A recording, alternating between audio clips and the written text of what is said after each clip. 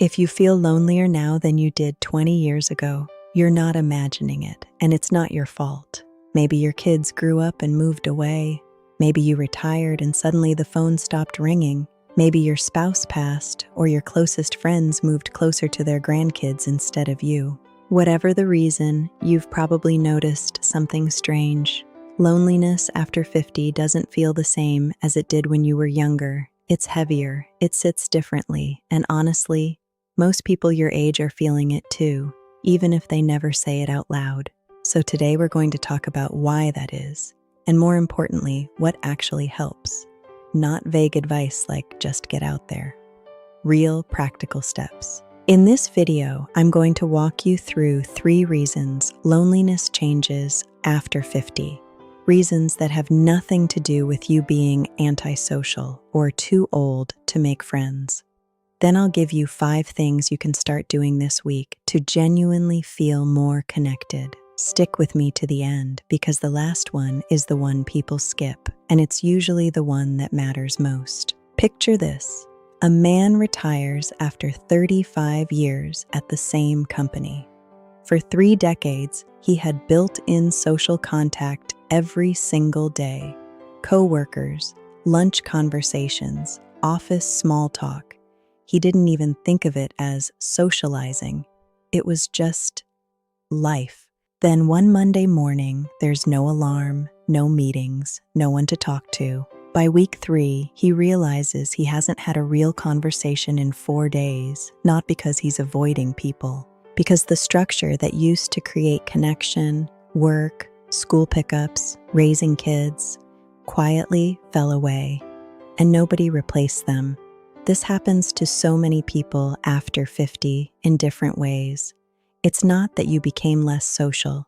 It's that the systems that used to manufacture connection for you quietly fell away. Reason number 1, your social circle shrinks faster than you think. Research on adult friendships shows something sobering. Most people's close friend networks peak in their 20s and shrink steadily after that. By the time we hit our 50s and 60s, we've lost touch with old classmates, coworkers changed jobs, friends moved to be near grandchildren, and some friends, painfully, have passed away. The result is what researchers call a shrinking convoy.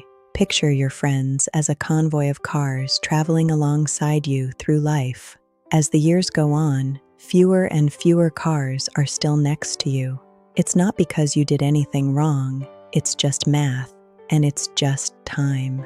What this means for you. If you feel like your social world is smaller than it used to be, that's not a personal failure. It's the most normal pattern in adult development. Knowing this matters because so many people quietly blame themselves. Why can't I keep friends? What's wrong with me? Nothing is wrong with you. The structure just changed. Reason number 2, loneliness after 50 often comes with a layer of grief. When you were 25 and lonely, it usually meant, I haven't built my social life yet. When you're 55 or 65 and lonely, it often means, I had a social life, and pieces of it are gone. That's a completely different emotional experience. It's not the loneliness of starting, it's the loneliness of losing. Maybe it's a spouse, maybe it's a best friend who moved away or passed. Maybe it's simply the version of your life where the house was full of noise and now it's quiet. That kind of loneliness has grief mixed into it, and grief makes everything heavier. It slows you down, makes socializing feel like more effort than it's worth, and can quietly turn into avoidance. This matters because if you're dealing with grief loneliness, the solution isn't just go meet new people. Not yet anyway. The first step is acknowledging the loss itself, not skipping straight to the fix. Reason number 3, our culture doesn't build third places for people over 50. Sociologists talk about third places. Locations outside of home and work where casual, repeated social contact happens naturally. Think coffee shops, gyms, churches, community centers. When you're younger, school and work are basically forced third places. After 50, especially after retirement, those disappear, and very few replace them automatically. This is part of why so many people in this age group describe loneliness as, "I don't even know where I'd go to meet people." It's not a personal flaw, it's an environment problem. The good news is, once you know this, you can be intentional about creating that third place again, which leads us to what actually helps. So to recap what we've covered so far, your social circle naturally shrinks over time. Loneliness after 50 often carries grief, and our environment stops automatically creating social contact the way school or work used to.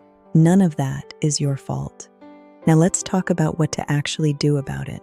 Number 1, rebuild a low-effort routine of contact, not a big plan. Most people try to fix loneliness with a big move. Join a club, plan a trip, throw a party. That's exhausting, and it usually fizzles out after one try. Instead, build something small and repeatable. A weekly phone call with one person, a regular Tuesday coffee, a recurring walk with a neighbor. Connection works best as a habit, not an event. Number 2, go where repetition happens, not where one-time events happen. A single class or a single event won't build a friendship.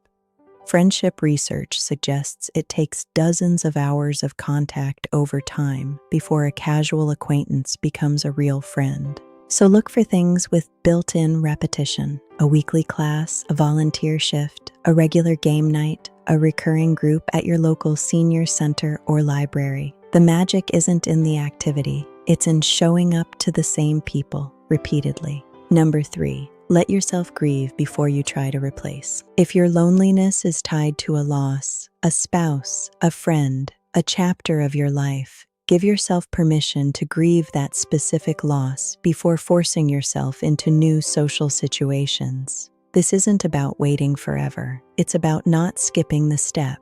Even something as simple as saying out loud, "I miss having someone to talk to every day," can release some of the pressure that's been quietly building.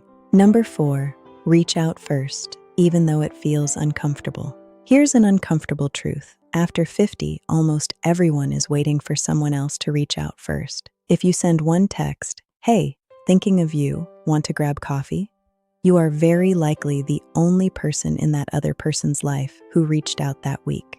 Initiating feels vulnerable, but it works far more often than people expect. Number 5, and this is the one most people skip, talk to someone about it, not just socially, but honestly. We try to fix loneliness by adding more activities, but we rarely talk about the feeling itself to a friend, a family member, or a counselor.